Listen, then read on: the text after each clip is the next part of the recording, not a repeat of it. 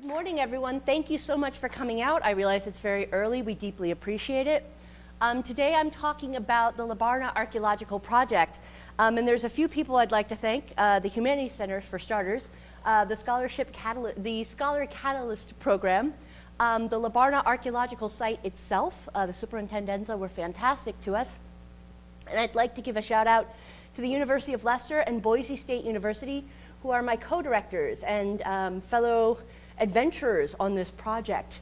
So today I'm going to talk about putting together the pieces of this project. So often when I say I'm a Roman archaeologist, I'm asked why.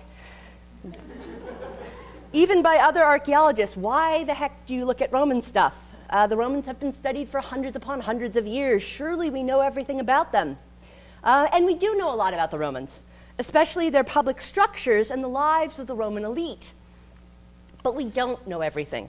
In fact, we know very little about the topics such as ordinary Roman lives. This misconception that we know everything about the Romans is at the heart of our LAP project. We want to address subjects that have been previously ignored or overlooked. So why does this bias in Roman archaeology exist?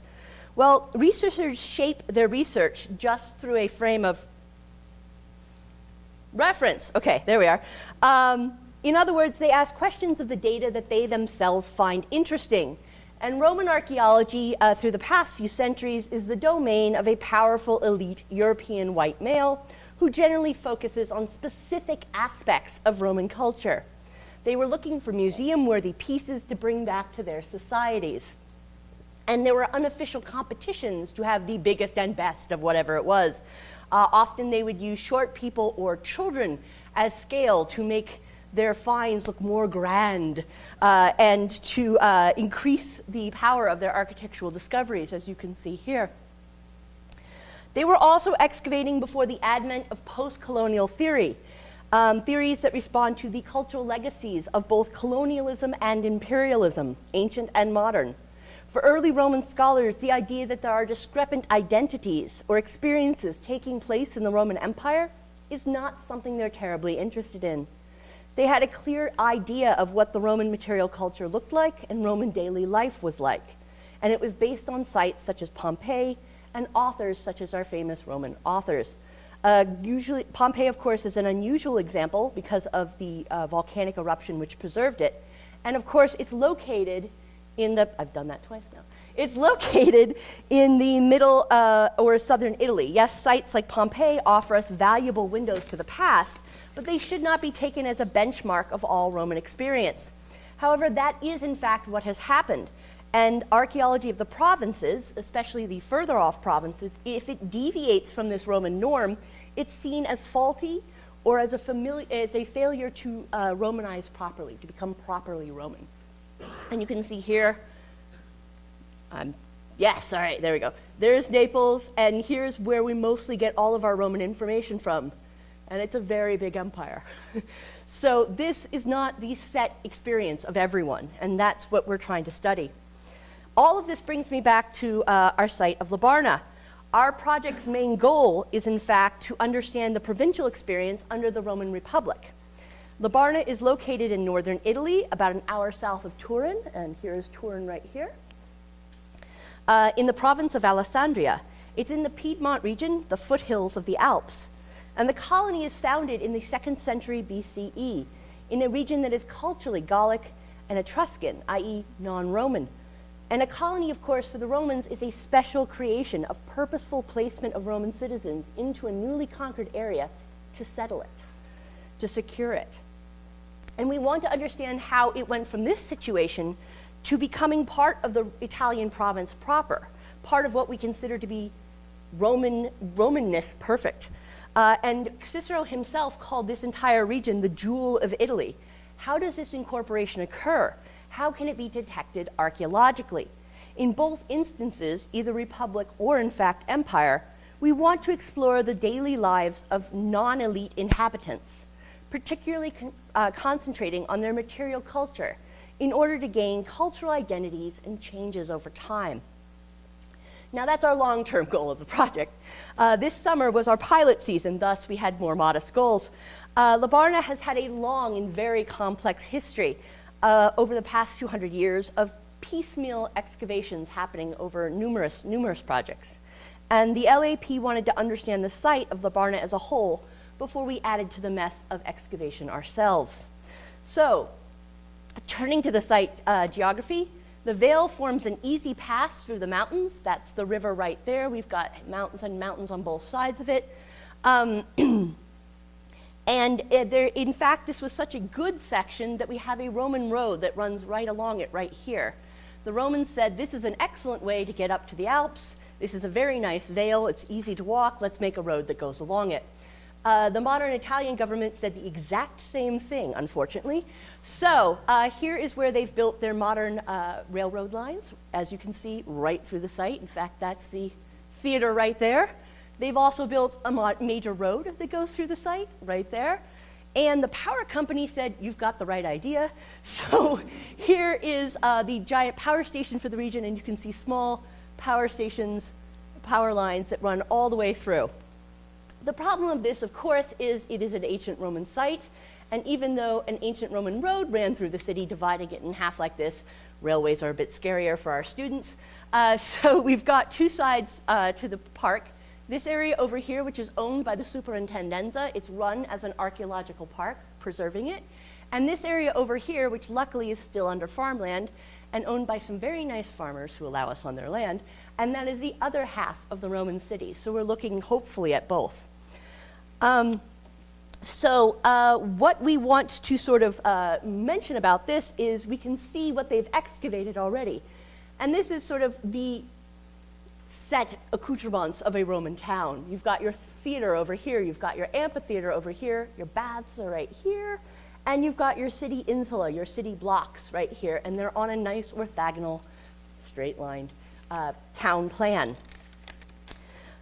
So our inaugural season focuses on utilizing multiple geological survey techniques, including resistivity and the use of a drone, to better understand both the patchwork, as we saw, of the excavated portions, as well as the stuff that's underfield, the things that we have yet to figure out.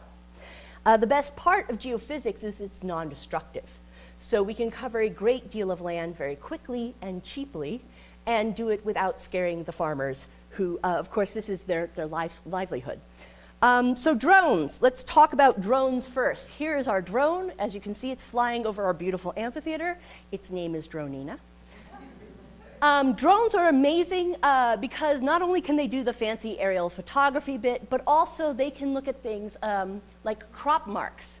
So the way crop marks work is crops grow on fields, and even if you can't see on the field itself archaeological remains, they do affect plant growth. Because if you've got a ditch, things grow bigger. If you've got a wall, they don't have as much room, so the roots don't go down as far, so they don't grow as big. And you can see over here, we've actually got, you can see beautiful crop marks sometimes show things that you can't see on the surface themselves. So that's what we were using our drone for. Our resistivity machine worked here by Shura Harris and Mike, one of our third year grad students. Resistivity, a bit more complicated. Let's go with it. It uses electricity. It sends electricity from remote probes to the probes that you're holding in your hand. And what you do is you map how fast the electricity travels through the soil. So if it goes slow, what you're mapping is fast, fast, fast, slow portion, fast, fast, fast. So if an object is dense, like let's say a stone wall, that shows up beautifully as a nice set slow portion. So you can see this on the map. And so over here, for example, we have, you can see fast, fast, fast, oh, slow. So we've got a couple of those that are coming up. As well as we use ground penetrating radar for one day. We weren't able to get the machine itself, but we were able to borrow one from a local construction firm. So let's discuss what the heck we found with all of these things. First, we'd like to talk about our successes in field V and field H. These two areas are a mystery to us. This is what it looks like in field V when we finished our resistivity. You can see we might have some little structures here that are very badly damaged. But one thing we do have is this, and that is very clear. And that mystery circle, we have no idea what that is. And as we looked through the previous evidence of excavations, this one took place in 1909, we actually find a round monumentum in the literature. And so we thought to ourselves, maybe that's it. The problem is field V is up here, and field H, which is where the object is located, is down here. So in field V, they have absolutely no evidence of it, and in field H, we find no evidence of a monumentum whatsoever. So we're trying to figure out if this map is accurate or not. We seem to think not, because the baths are definitely in the wrong place. So we then decided to test out field H. It has a lot of growth on it, so we were only able to do 10-meter strips. But even so, where the monument is supposed to be located, you see we actually have very nice straight lines. So not a round monument. So if we have found it, even though it's supposed to be very far away in field V, if we found this round monument, not only have we rediscovered a lost monument in this area, and hopefully been able to warp this map a little bit better for reality. We have no idea where this monument is. We know it was excavated, we have a picture of it, and then it went missing, possibly to someone's living room somewhere. So unfortunately, we're never going to get it back. So this might be our only evidence of it. So that's our first victory. Our second victory was field Q right down here, and field W, which is right here. This is where our drone came in handy quite a bit. Field Q, and this is rather hard to see in the lighting here, but what we've got here in crop marks is a nice little square. And in fact, we have a very set sort of room building thing over here. And so we think that this structure might be part of an insula block, or maybe even a large structure. We'd be very interested to see that in the future. There it is, just to help you out. Our other one, forgive me, is field W, which you can see right here. And we have a insula block right here, or something that is making that field look confusing. We're hoping that that's the basilica, because over time, although we know they excavated the forum itself, we've never actually found where that was. So we've got all the published evidence of them excavating this forum, and then they lost its actual location in the city. So if this is the forum, we found it again. So all of these things, of course, are leading you to hopefully understand how confusing things can get, even over only 200 years, much less 2,000. Finally, I'd like to address our biggest victory, and this is the one we're most proud of. That would be field B. And getting back to our earlier discussions of what it is we're looking for. Field B is our crowning glory. And what we found was a completely sort of undisturbed area. There's a little bit of disturbance over here, but this seems to be pretty solidly undisturbed. And what we've seen, this is our resistivity map of it. You can see we've got lines here. We've got a little house, probably, or an insula if these continue over to here. And so we're very excited about this.